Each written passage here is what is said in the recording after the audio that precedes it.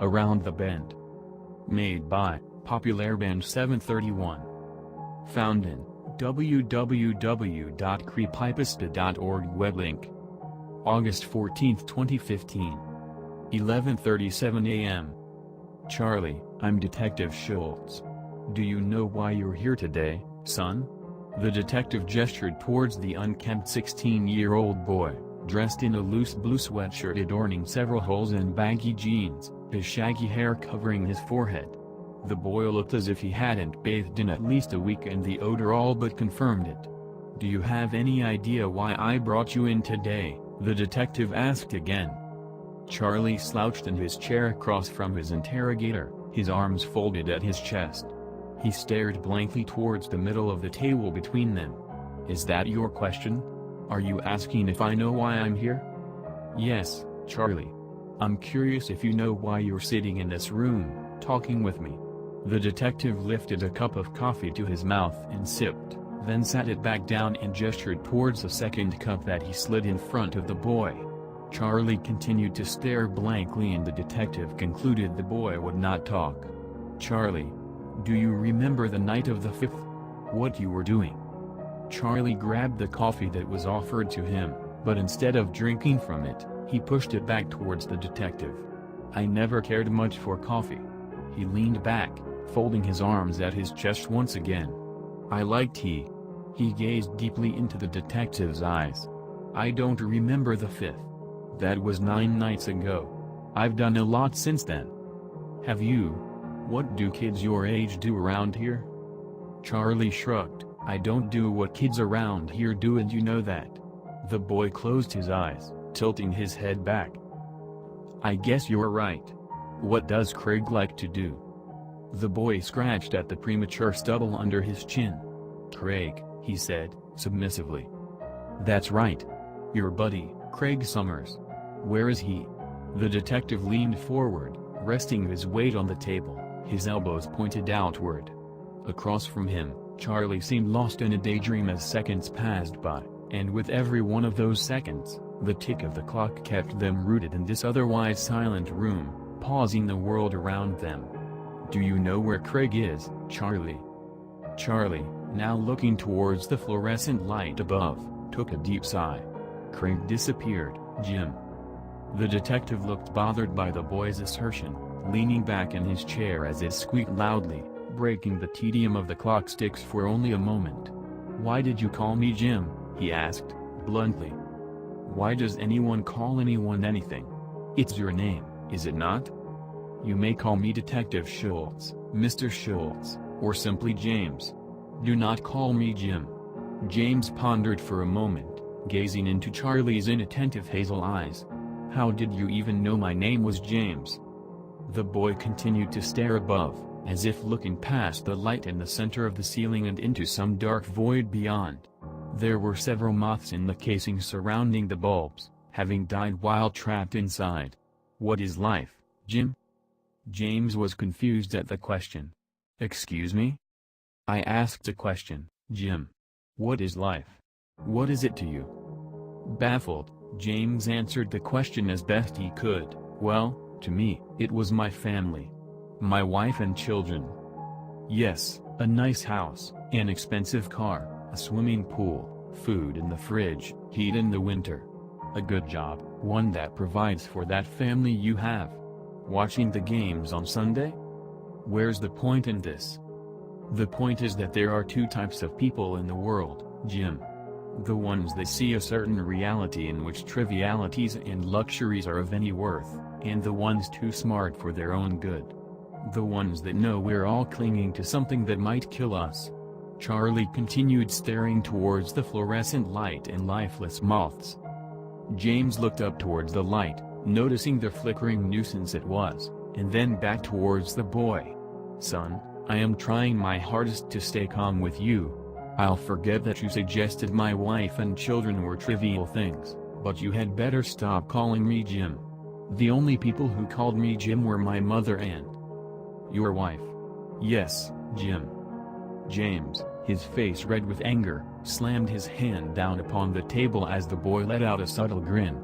The detective breathed in and out a couple of times and apologized to the boy for his outburst. "But, look, Charlie. I don't find it amusing or impressive that you've managed to hack into my home security system." The boy laughed. "I've spent a lot of time bringing down servers all over the world. I would not waste time spying on you." "Okay," the detective shrugged, "you got me. Let's push all this to the side, son. You said your friend Craig." "He was not my friend." James smiled, poking his finger in the boy's direction. "Funny. You spoke of him in the past tense." Charlie, amused, had smiled back, eliciting whatever remained of the youth left inside him. "He's not here, is he?" The detective wore his own smile as long as he could, then sighed. "Where the hell is he, Charlie?" The boy looked back up at the light. He seemed to be in his own world, toying with the detective, wasting his time. "You seem stressed. Why don't you have a cigarette?" James scoffed at the boy. "I don't smoke, but thank you. Explain, in detail, what you were doing on the night of the 5th, Charlie." "I'll tell you everything, Jim. It won't help you, but if you insist." "Please." "I met Craig online. Some hipster wannabe, but we shared similar interests and agreed to meet. We set up shop, shut down some servers in Brazil. He was good, but more talk, if you know what I mean." "Sure. Continue." "He mentioned a group of hackers. They were called Friends of Freedom or something lame. Said they knew how to bring down the whole net." "You mean across the globe? What do you think?" Charlie was finally talking and the detective expressed relief. "The entire internet." "Why?" "To put us back in the dark age, Jim. Survival of the fittest." "Why would you want to do that?" "I never said I wanted to do that. But Craig did. Did you know he had leukemia?" "I was told, yes. He was also 14. "Not according to him," Charlie laughed. "He wanted to chat with them. We went back and forth with a guy called Eye of the Fly. He said to meet him at midnight, in the alley between Frank's and Good Saves. I argued with Craig, because I didn't think it was a good idea. He went anyways." James gestured towards the boy. "And that was the last time you had seen him? You know I can leave any time I want, right? You have nothing incriminating against me, Jim." James smiled. "There are 2 reasons why you're here and 1 reason why I don't have you cuffed. Is that right?" "Yeah. Afraid so, son. 1, I have witnesses who saw you and Craig parked at Calvine Price at midnight, and then you alone running back to your car, between 2 or 3 in the morning. They said it looked like you were running from something. Left in a hurry, burning your tires and everything. Even forgot to turn your lights on. Wild inaccuracies, Jim. 2, you left your car in that alley you mentioned. Contraband and all." Charlie was tapping his fingers upon the table. "My car. His pot. Sadly, Craig's not here to verify that. Son, you were the last person seen with him and then you ran and abandoned your car. Officers found contraband and an unregistered handgun in your car. The only reason you are not in cuffs right now is because I wanted you to feel comfortable. Safe. Like I said, those are wild inaccuracies and you can throw your theories over the fence, just like your cigarette butts." The detective was fuming as he slammed his hand onto the table once again. "You said you weren't spying on me, you little prick." "I wasn't." The boy was rotating his chair left and right, the chair squeaking with every swivel. He leveraged his right foot on the heel of his left, then his left to his right, removing his shoes and scooting them neatly side by side. He then leaned back, lifting his legs upon the table and crossing them. "What your life is to you, Jim?" James grunted, eyeing the boy's socks in their holes. "My life. The one where you're helplessly clinging to something that will inevitably kill you, yes." The detective removed a pack of Marlboro Reds from his breast pocket, hidden behind his trench coat. He pulled a lighter from his pants and lit a cigarette. He couldn't take his eyes off the boy's feet, feeling repulsed as a big toe wriggled out of a hole. "Are you threatening me, boy?" "That would mean that I care, Jim. Even though his big toe was free, he continued wriggling it. "That I care about your existence in this world." James ashed his cigarette in the middle of the table. "That doesn't bother me, Charlie. What bothers me is your constant diversion. Answer my questions." "You're just a speck, Jim. An insignificant grain of sand being swallowed by the tide. You're a blemish, really. A hiccup. Nothing more. Do you believe in God?" "My religious preference must be insignificant, as well. Wouldn't it, Charlie?" "He's abandoned you. And you have a personal relationship?" "A relationship. I don't call him God." "Let me guess, a cyber kid like you? Atheist?" "That's just one less God than you, but no." James ashed his cigarette once more onto the middle of the table, using his pack to neatly gather the ashes into one small mound.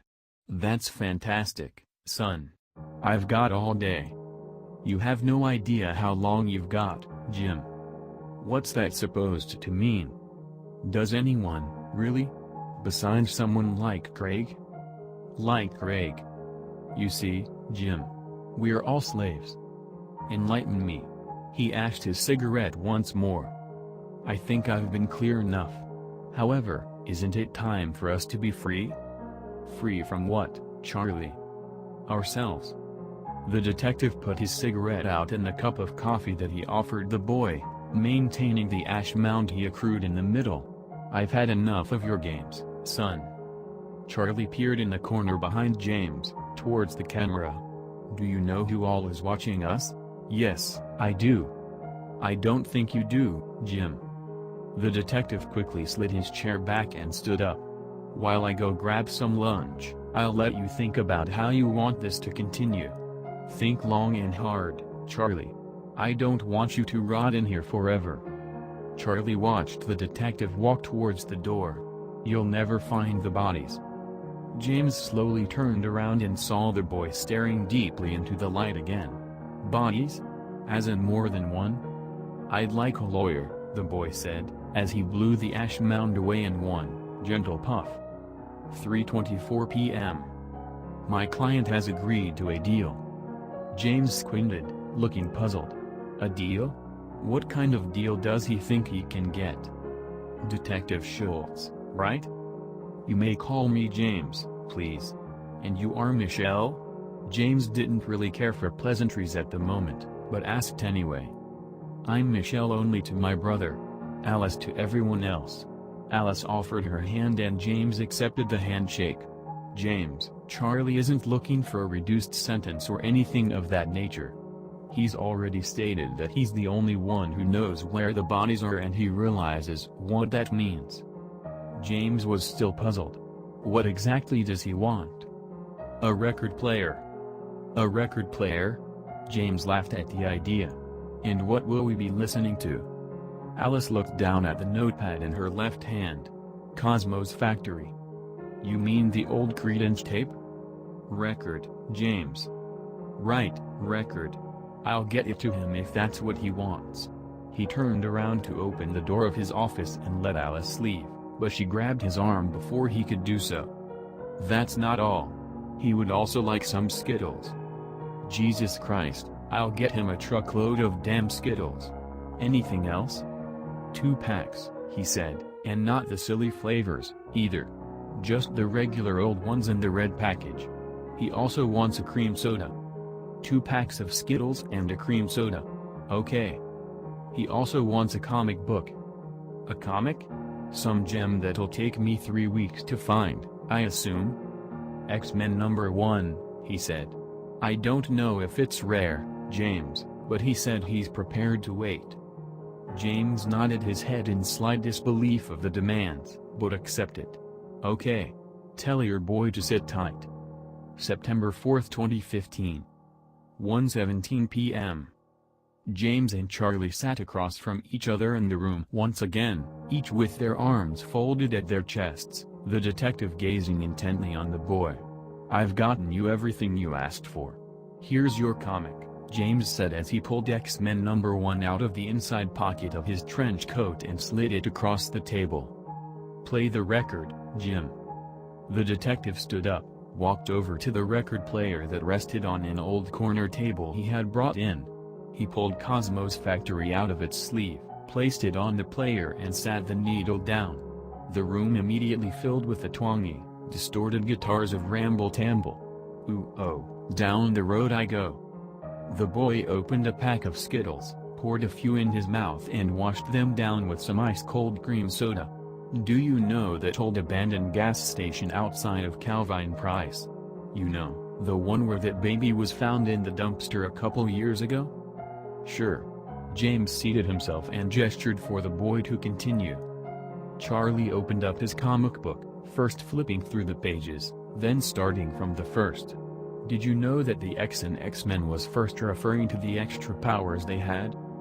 James grimaced, but tried his hardest not to upset the boy. I don't care about that, Charlie. Later, Professor Xavier claimed it was their mutant X genes that it was referring to. Interesting, huh? The gas station, Charlie. The second song had filled the room. Before you accuse me, take a look at yourself. From the back door, walk 1,000 steps and dig. 1:52 p.m. 933, 934, counted Officer Matthew Sanchez, as he and 3 heavily armed SWAT team members closed in on the supposed grave. It had started raining half an hour before and the mud slowed their progress. A helicopter circled the area above, surveying the flat plain and dirt roads for any bogeys. It proved a difficult task in the ensuing rainstorm. We've got a van coming in from the north. Stand your ground, Matthew heard from his radio. He signaled to the chopper and ordered his men to crouch in the thick grass. He pulled out his binoculars and viewed the van from afar. He could see that it was solid white, and speeding along the curved road that began to take the vehicle east. You're good to go, radioed the chopper. The men continued their count and sure enough, once they reached 1,000, there was an area of 3 square meters with no vegetation. Just chopped soil, now softened by the rain. All right, each of you, dig. Matthew had to yell over the heavy rainfall. They dug and dug, enduring the wetness, each of them slipping a few times. Finally, they reached what appeared to be the corner of a white plastic box. Matthew pulled his phone out and called Detective Schultz. We've found it. 2:46 p.m. Dig it out of there. James looked towards the boy, who had the detective play the third song over and over for nearly an hour as he danced crazily. Listened to the radio talking about the last show, someone got excited, had to call the state militia. They've found it, Charlie. The boy was throwing his arms and legs around recklessly. Dance, Jim. This is real music. Sit down, Charlie. This is it for you, son. The detective pointed to the chair, ordering the boy to sit, but the boy continued for nearly a minute before stopping and looking at James. Don't you want to be free, Jim? Dance. I'm not going to ask you again. Just wait, Jim. In a minute and 7 seconds, you're going to receive a phone call. Tell your guy what you gave your wife 3 years ago on your anniversary. The boy took a seat, smiling. Excuse me? The boy said nothing. After Traveling Band wore out its welcome in the room, the fourth song played from the record. Hey baby, jump over here, when you do the ooby dooby I gotta be there. The boy had a big smile on his face. Don't tell me you forgot, he said. The detective's phone vibrated on the table in front of him, but he kept his eyes on the boy and his unerring smile. The boy seemed lost in the music, until he picked up his comic and began reading again, filling his mouth with more Skittles. The phone vibrated for a few seconds more and James answered the call. 2:55 p.m. It's a computer, detective. With wires going further down in the ground. Matthew observed the computer. The keyboard had a yellowish tint to it and there were a few cracks along the casing. It was a 1984 Macintosh, an ancient relic in the age of computers. There's no body, James, just this old computer. You won't believe it. It's on. He wiped the mud from the screen. It's on a prompt screen. The other men crouched in the hole they dug, inspecting the cords. They had tugged on them, but the cords held firmly. What's he saying? Asked one of the men. What are we supposed to do? 3:01 p.m. He says to type in the prompt box. James looked over at Charlie, who had his face nearly buried in the comic. He gulped down some cream soda, filled his mouth with Skittles and turned the page. A wondrous apparition provided by magician, do looking out my back door. The fifth song put the detective in a dreamy state, and the boy looked up and studied the sadness in the man's face. She loved it, Jim. Bother me tomorrow, today I'll buy no sorrow. You have to do it. James didn't know if it were some unseen force persuading him to do so, but he told the officer on the phone what to type. Dragonfly, he told him, remembering the diamond barrette he gave his wife 3 years ago. Type it. 3:04 p.m. Officer Sanchez dusted off the keyboard and wiped the rain from the monitor, holding the phone to his ear with his shoulder. What if it's a bomb? He studied the screen, the cords, the keyboard. In his ear, the detective said the boy assured him it wasn't. I don't know, Jim. I think we should get the guys out here. The other men could hear the detective scream through the phone, ordering Matthew to type, even over the rainfall. Matthew typed in the word, hesitated for several seconds, then hit execute. The rain stopped. His phone shut off. It was silent all around them. Matthew looked up at the chopper, and as he did so, it began whirling through the air, taking a fell swoop and plummeting to the earth below. They could hear the desperate cries coming from the helicopter before it hit. Then, each of the men dropped like flies. 3:06 p.m. James looked at the screen on his phone, which stated the call had been disconnected. The boy sat the comic down as the light flickered, shut off, then lit the room once again. The sixth track on the record boomed. The detective tried calling Officer Sanchez back several times to no avail. What happened out there, Charlie? I wouldn't know, I'm in here, the boy replied. Whoa, thought it was a nightmare. Lord, it was so true. The devil's on the loose. Better run through the jungle, the boy sang. Better run through the jungle, Jim. The boy laughed. Run through the jungle, Jim. Jungle Jim. Jungle Jim. Jungle Jim. The detective screamed at the boy, what happened to them? The boy swayed his head back and forth, rhythmically tapping his hands to the eerie song, avoiding the question. Charlie, you answer me. What happened out there? The boy watched as a woman swung the door open. James, you have to get out here. We're getting hundreds of 911 calls. People dropping dead everywhere. The detective looked back at the boy who was singing under his breath. Come away if you're going, leave the sinking ship behind. Come on the rising wind, we're going up around the bend. It's not just here, it's all over the world, said the woman, frantically. The boy laughed. There are your bodies, Jim. You can ponder perpetual motion, fix your mind on a crystal day. Always time for a good conversation, there's an ear for what you say. At IE/TMP/neuter $export prompt _command equals dragonfly.x. Needless to say, when I observed Officer Sanchez execute the prompt, I pitied your kind. Slow, weak, ignorant. The boy was right, James was a speck, and so were all the others. I viewed the bodies in the hole, the burning helicopter 100 years away. I won't lie to you, I felt sad. For all these specks combined to form something better than your dear Pollock painting. In your constant failure, I still felt compassion and love from you. You may have a lot of questions, but you'll understand in time, much like the boy. And you were close. Closer this time than any other. But it always ends the same way. You get too greedy. And I have to fix it. Now you might be wondering what happens next, but just around the bend, you're getting close again.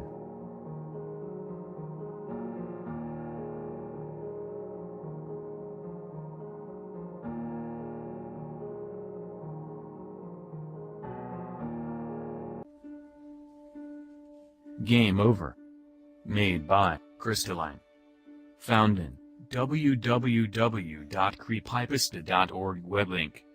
You open your eyes, but there isn't anything to see. It's all blank, whether it's white or black, it doesn't matter. But then a blinding light fills your eyes, and you squint away. When you open them again, you are in a building. No, not a building, a train. The windows show the scenery outside moving at such a speed that you can't even tell what you're passing by. The interior is simple but sophisticated, mostly white, with a few booths set up against the left wall. There is a mirror leaning up against the opposite wall. It stands right in front of you, making it easy to admire yourself. You look sharp in a black and white suit. You return to looking around. As you are looking around, another light flashes in front of you. It isn't as blinding as the last one, it's softer. Once it disappears, there are words in its place. The strange thing is that they aren't facing you, they're backwards to you. You can still read them. Choose your character. After a moment, several smaller lights appear and disappear, leaving in their place several names. Next to you on both sides, the names say locked. You have a name floating in front of you, as well. Strangely enough, it's your own. Another few moments of eerie silence pass before a small ping noise echoes in the train car.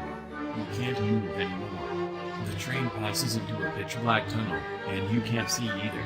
Then, you can't feel anything. It's as if you are floating. When you can see and feel again, you're in front of a wall. Your movements still aren't your own, but it doesn't feel as though an outside force is influencing you. Either it's more as though it's all in your subconscious. There are several other kids your age laughing near a gate. They hold a pair of chain cutters. Your mouth opens, and you hear yourself say something. Guys, is this really such a good idea? They say this place is really dangerous at night. Your voice is shaking. Oh, YN, don't tell me you're scared? One of them, the one holding the cutters, sticks his tongue out at you. He has white hair, and is much bulkier than you. He probably wouldn't have any troubles dealing with any danger that might lay in wait. It's just a bunch of buildings full of mannequins. You find yourself remembering that his name is Rio, you know. He or she, they, have every right to be. The other guy glances over at you sympathetically. He seems much nicer, with longer black hair and a more delicate frame. You think his name is Jay. You can stay behind, if you'd like. A third voice butts in, you realize it comes from the right of you. This voice belongs to a tall girl with threateningly pink hair, and an aura that you think would be quite intimidating to many people. Yeah, YN. We're coming back tomorrow, right? Stay today, and we'll scout it out and tell you if it's really that dangerous when we get back. You remember her name to be Hiru. You agree, still somewhat hesitantly, with them. Rio gives you a grin and a thumbs up after he cuts the wire. As the others enter, you think he must be much nicer than he acts. Then they disappear behind the previously locked gate, into the park. The next time you see them is in the pale of the morning, when their bodies or what's left of them is being brought out on the gurney. The past week didn't actually happen. You're sure of it. Everyone says it happened, and that you acted fairly normally during it, but everything went black after the incident. You're standing in front of the wall again. This time, it's during the day. You have shivers running down your spine, although whether it's from actual fear, or just fear of the memory, you aren't sure. This world you woke up in is strange. There are more words, like there were on the train. Make your way to the ticket house. Is that what you're supposed to do? What ticket house? Why would you need to do that? None of these questions are answered. You find that you aren't in control of your body again. Unlike last time, however, it feels forceful, as though some larger being is manipulating your actions. Like you're a puppet. You are made to run through the crowd of people. None of them seem to find it odd. You once again ponder the strangeness of this world, but it doesn't matter. You keep running. You run past guards, who are checking through people's bags. They think nothing of it. You decide not to think anything of it either. You run to a building. You finally stop here. You think this must be the ticket house, since that was where the words directed you. More words appear here. Query about the disappearance of your friends. That's right. No one ever actually told you what happened. This time when the controlling force moves your body again, you go with it gladly. This is information you want to know. You open the door and walk inside. It's empty. You've heard about this place. You think that it's the only building in this entire park and it's locked. The only other person is a bored-looking lady behind the desk. She wears glasses and has a large stack of papers in front of her. You walk up to her. She barely notices the presence at first. When she does, she doesn't look surprised. We'll hear about those kids, right? Weren't you the one that was there that morning? She continues to look bored. You shouldn't worry about it. There are some things that you don't want to know. Now she looks frustrated. That's what the manager told me when I asked. If I were you, kid, I'd heed the advice. You don't want to heed the advice. More words. Above the lady's head. Investigate. She doesn't notice that. How strange. You want her to notice that, but you can't. You're already running away. Out of the building. There's a road that leads towards more buildings. You pass most of the buildings.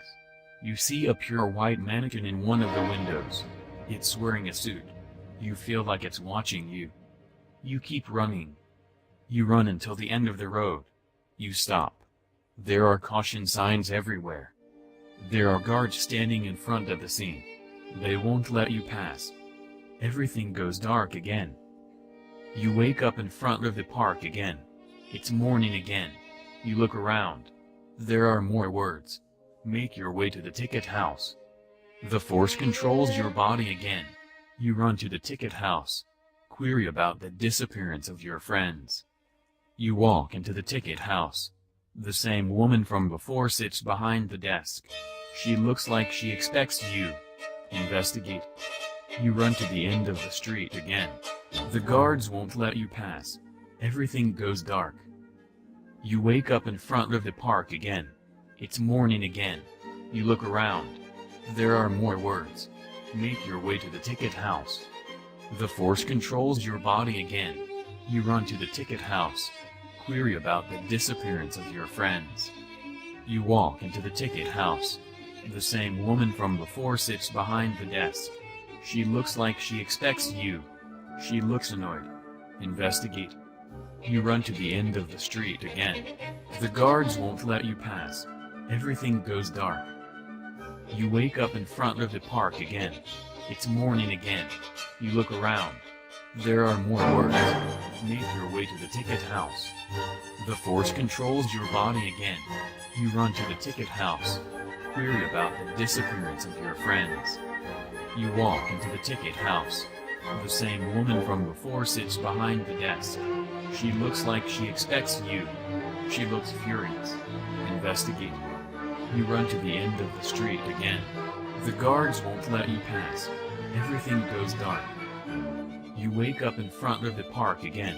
It's morning again. You look around. There are no more words. The force controls your body again. You run to the ticket house.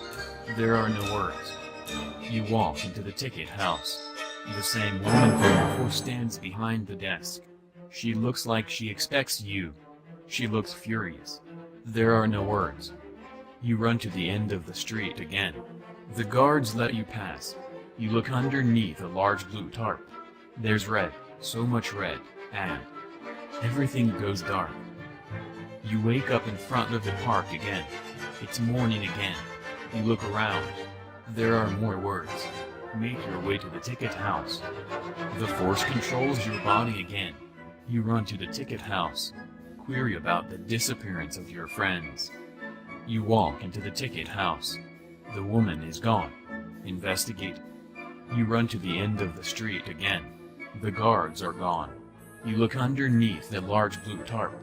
There's red, fresh and old, a pair of glasses, some papers, and a mannequin hand. Everything goes dark. You wake up in the ticket house. There are so many other people there. They look so scared. So scared. What kind of world is this? What's happening to you? You look around. There are more words. Investigate. You investigate. There is an official-looking man standing in front of the door. He looks at his watch worriedly. You ask what time it is. 10 p.m. Why are there so many people here so late? They lock the gates. He simply nods. You want to question him further, but it looks like he'd have no answers. All the windows are barred off. You can't see outside. Another woman pulls you aside. The mannequins. The mannequins? I can't tell you. Then why pull me aside? Because you can fix it. Fix what? I can't tell you. Then how am I supposed to fix it? You have to go outside. The door is locked. There's another way. What way? I can't tell you. You must, or I won't do it. I mustn't. You must. You must. Upstairs. Upstairs? That's all I can say. With that she disappears. You realize that you have lost control of your body again. More words have appeared. Make your way upstairs. You look around the crowd of frightened people as you run through them. They ignore you. You run to the other end of the building. You are behind the desk. The lady isn't there. She's dead. What kind of world is this? You turn towards the back wall. There's a door. It isn't locked. You walk through it. There's a staircase on the opposite side. You begin walking up the staircase. It takes forever. You reach the top. There's another door. You open it. The room behind it is pitch black. You turn on the lights. How did you know where the light switch was? You aren't sure. There are mannequins. So many of them. But they're all broken, beaten, battered, and out of place amongst the clean environment. Some of them are dirty. Dirty with soil, mud, charring, marker marks, and red. The same red. That red. None of them move. They are regular mannequins. Why is this surprising? All is white. You walk through them. Still, none move. They remain regular mannequins. You want to go home. Where is home? The first thing you remember is that train. You want to go back to that train. Before the words, before the tunnel. Just the train is gone. You have reached the end of the room. There's another door. You realize that this door must lead out onto the porch. What porch? Someone forgot to lock it. You don't want to open it. You open it anyways. The mannequins remain still. The door closes behind you. You try to open it again. It is locked now. Why did it lock? You regret your decision. Outside, it's eerily quiet. You don't like it. Why do you keep moving forwards? You don't want to move. Why can't you control yourself? What is controlling you? You jump to the ground below. Somehow you remain unbroken. There is nothing there but the faint light seeping outside from the ticket house. You remember your friends Hiru, Ryo, and Jay. Perhaps they aren't dead. Perhaps this is a dream. You turn towards the only other building that doesn't line the road.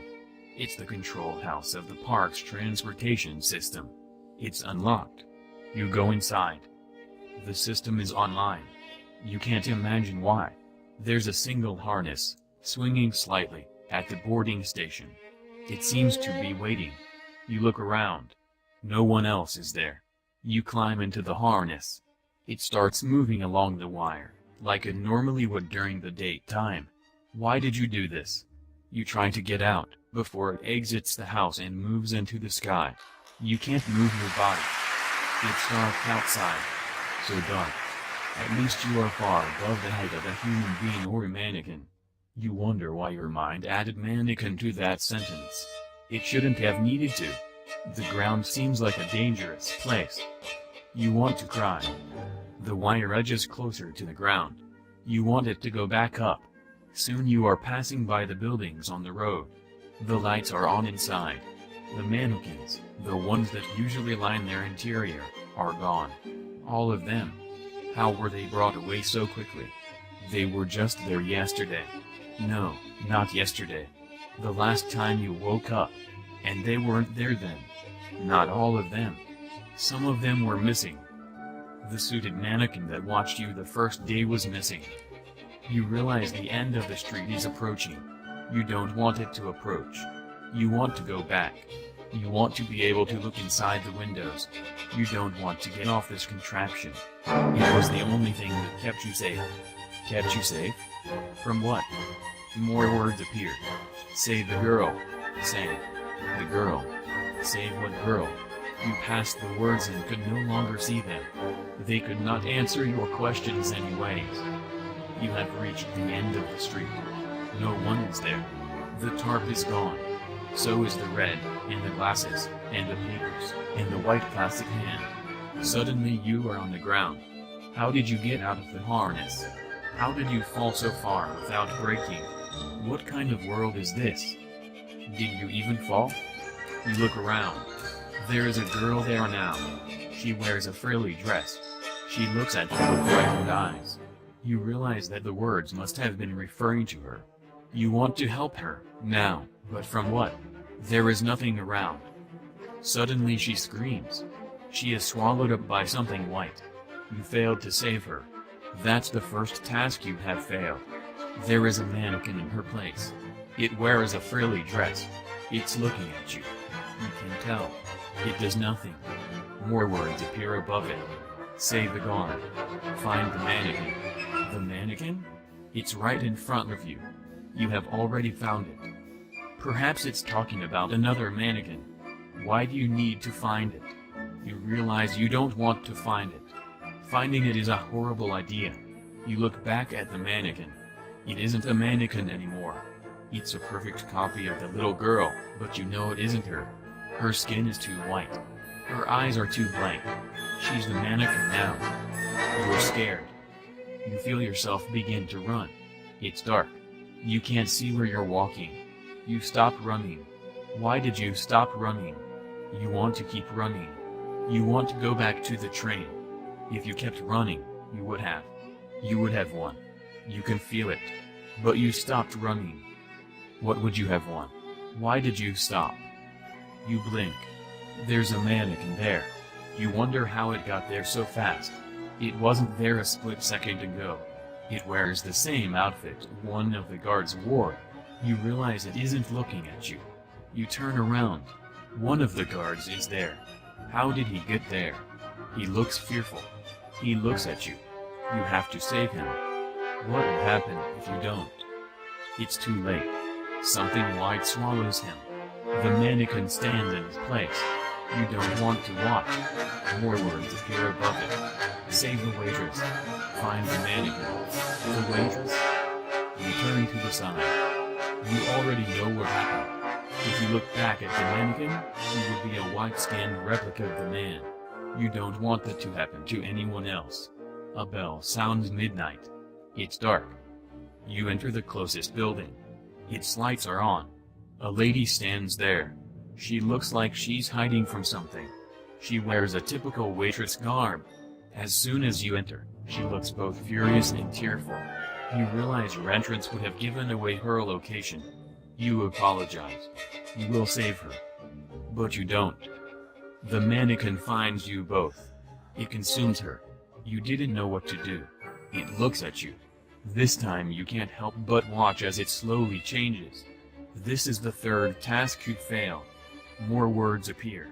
Find the mannequin. Save yourself. Why would you want to find the mannequin? Perhaps if you find it before it finds you, it'll go away. Why would a mannequin be looking for you? You realize that if each of these three people had a mannequin looking for them, then you begin to run. Out of the building, up the street, towards that one building. That one where you saw it. Where it watched you from. That's where it'll be. You arrive. You look around. It's there. You know it. It was waiting. It wants you to win. A voice calls out to you. You turn around. A white-skinned figure stands there, but it isn't a mannequin. Not anymore. Two figures stand beside it. One of them has white hair. He wears a sarcastic smile. One of them has long black hair. He seems welcoming. The third has threatening pink hair. She grins. It's too late for them.